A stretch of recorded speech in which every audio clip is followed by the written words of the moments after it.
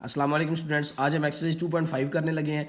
इसमें भी बहुत आसान से सवाल आते हैं। क्वेश्चन नंबर 1 हमने कंप्लीट करना है, जो कि हमारा शॉर्ट क्वेश्चन के हवाले से इंपॉर्टेंट है और 10th क्लास के गेस्ट पेपर में भी ये शामिल है सवाल।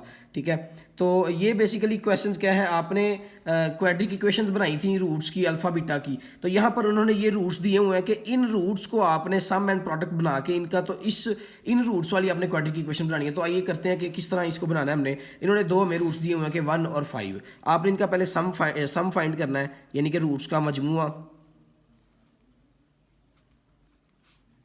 जिसको आप सम भी बोलेंगे। तो सम है 1 + 5 =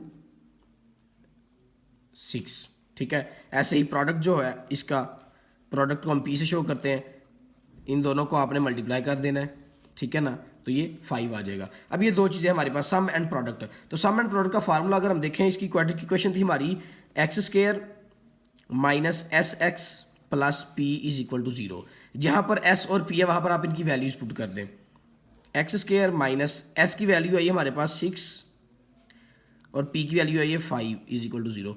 मतलब कि हमने ये जो दिए गए रूट्स थे, इनको सम एंड प्रोडक्ट करके इसकी क्वाड्रिक इक्वेशन बना दी। बस इतना सा सवाल है और ये इंपॉर्टेंट है, ये 2 नंबर का क्वेश्चन आता होता है। इसके बाद हमारा जो दूसरा इन्होंने रूट दिया हुआ है वो है 4 और 9। इनको भी आपने सम एंड प्रोडक्ट की तरह फाइंड करना है।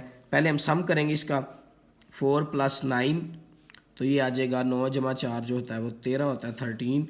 ऐसे ही प्रोडक्ट आपने फाइंड करना है, 4 और 9 को मल्टीप्लाई करना है, तो ये 36 आ जाता है। इस तरह आपने क्वाड्रिक इक्वेशन पुट करनी है, जो कि है x² - sx + p = 0। इसमें आप वैल्यूज पुट करें, x² - 13x + 36 = 0। ये हमारी क्वाड्रिक इक्वेशन बन गई। ये हमारा दूसरे का आंसर।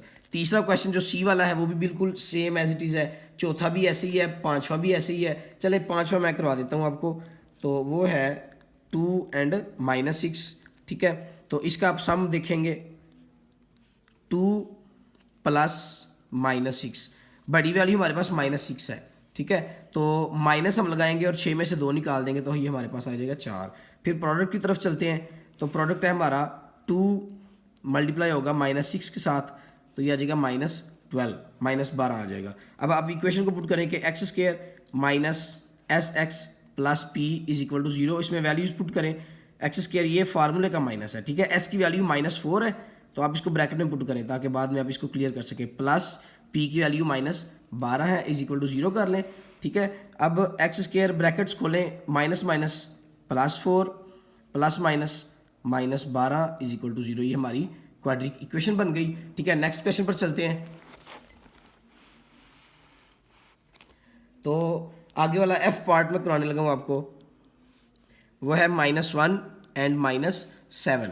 ठीक है, आप इनका सम फाइंड करें, -1 + -7 को ब्रैकेट्स भी आप लगा सकते हैं, लेकिन सिंपल बात है कि जब दोनों के साथ माइनस हो तो आप माइनस लगा के प्लस कर देते हैं, ये -8 आ जाएगा।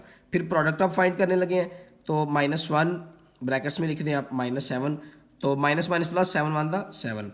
क्वाड्रिक इक्वेशन आप पुट करें, x² - sx + p = 0। वैल्यूज इसमें पुट करें, माइनस ये इसका अपना है और ये -8 आया हुआ है हमारे पास।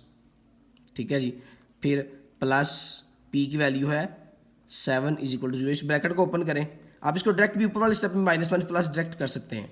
ठीक है, +7 = 0। ये हमारी क्वाड्रिक इक्वेशन बन गई। उसके बाद जो आता है, दो क्वेश्चन है जो कि इनसे थोड़े से हटके हैं, लेकिन हैं वो भी ईजी हो, मैं दोनों करवाने लगा हूँ। जी पार्ट जो है आप देखते हैं कि वह लिखा हुआ 1 प्लस, ये आई की शक्ल का, जो इसको हम अयोटा पढ़ते हैं, 1 - अयोटा। तो आपने इन दोनों को, ये भी उसी की तरह वैल्यूज है, सेम एज चीज़। तो ये सम इनका फाइंड करेंगे, हम लिखेंगे 1 + अयोटा + 1 - अयोटा। ठीक है, अब देखें कि प्लस अयोटा माइनस अयोटा से कट जाएगा, बाकी रह गया 1 + 1, हमारा सम आ गया 2। ऐसे ही प्रोडक्ट आप देखें ज़रा, कि 1 + अयोटा 1 - अयोटा। ठीक है जी, अब हमारे पास सिंपल इसका जो है ना वो फार्मूला है कि a + b a - b वो इक्वल होता है a² - b² के। इस फार्मूले को खोलें आप, 1 - अयोटा स्क्वायर की वैल्यू में पता है -1 होती है, तो माइनस प्लस, तो ये भी 1 + 1 2 हो जाएगा। तो हमारा sum and product as it is same है। हम क्वाड्रिक इक्वेशन पुट करने लगे, x² - sx + p = 0। इसमें वैल्यूज आप पुट कर दें, सम की वैल्यू भी 2 आई है, प्रोडक्ट की वैल्यू भी 2 ही आई है, ठीक है। तो ये हमारा जी पार्ट था। इसके बाद जो हमारी इक्वेशन है वो भी इसी तरह की वैल्यूज़ की है, लेकिन उसमें जो है वो रूट्स आ जाते हैं।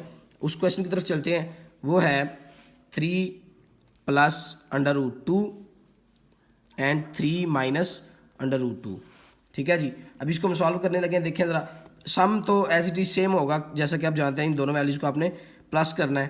3 प्लस √2 प्लस लगाएंगे 3 माइनस √2, तो √2 माइनस प्लस वाला कट जाएगा, 3 जमा 3 ये हो जाएंगे 6 बेटा। तो देन प्रोडक्ट हम फाइंड करने लगे हैं। प्रोडक्ट में आपने ब्रैकेट्स में लिखना होता है,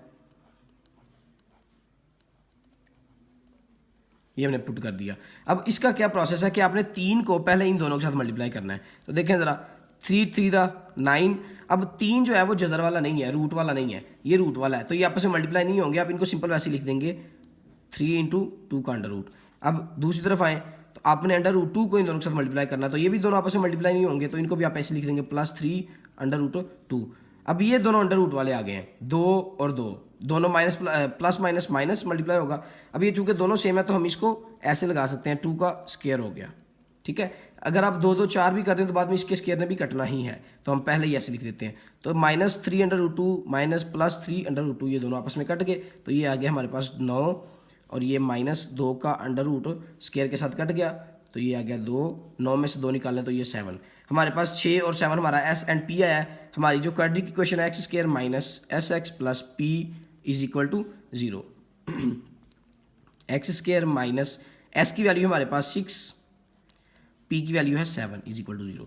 तो ये हमारा आंसर आ गया। तो ये हमारे जो इंपॉर्टेंट क्वेश्चन थे 2.5 के, ये कंप्लीट हो चुके हैं। इसका आपने क्वेश्चन नंबर 1 ही करना है एज ए पोर्शन, जो कि शॉर्ट क्वेश्चन के हवाले से लेक्चर इंपॉर्टेंट है।